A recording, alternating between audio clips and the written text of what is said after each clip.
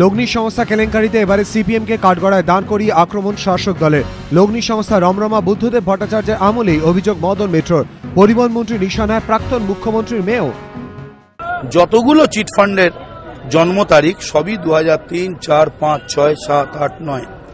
আমি চ্যালেঞ্জ করছি যে বুদ্ধবাবু 2001-এ আসার পর থেকে 10 বছরে কতগুলো চিটফান্ড হয়েছে সেটার প্রমাণ হোক না। 1, 2, বুদ্ধবাবু চিটফান্ডগুলোর সঙ্গে কতটা ঘনিষ্ঠ ছিলেন সেই কাগজ কিন্তু ইতিমধ্যেই আসা শুরু হয়ে গেছে। যে বুদ্ধদেব ভট্টাচার্যের মেয়ের জম্মুদ্বীপকে ঠিক রাখার জন্য আর কালো টাকা নিয়ে ব্যবসায়ীদের থেকে, আপনারাও সব জানেন কারা সেই টাকা দিয়েছিল, 24টা পুলিশ অফিসার বদল হয়েছিল।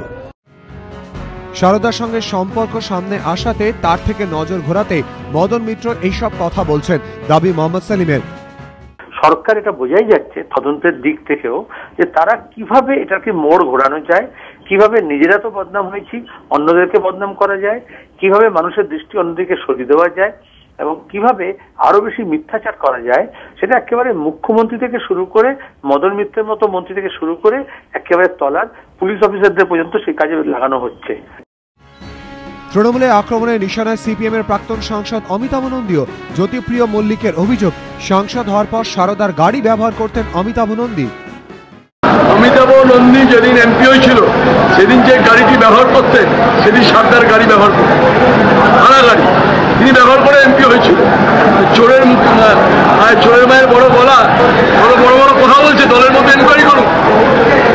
চিটফান্ডে জড়িয়ে আছে সিপিআইএম। খাদ্যমন্ত্রীর অভিযোগ উড়িয়ে দিয়েছেন অমিতাভ নন্দী।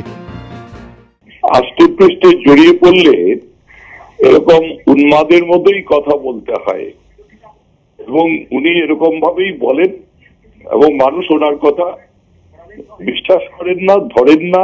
এটা অতীতেও প্রমাণিত হয়েছে। আমরা সেই কারণেই তো বলছি, আমি সিবিআই তদন্ত সব স্পষ্ট হয়ে যাবে। সব মিলিয়ে সারদা কাণ্ড নিয়ে শাসক বিরোধী তরজা তুঙ্গে। সমিত সেনগুপ্ত ও সমীরণ পাল, এবিপি আনন্দ।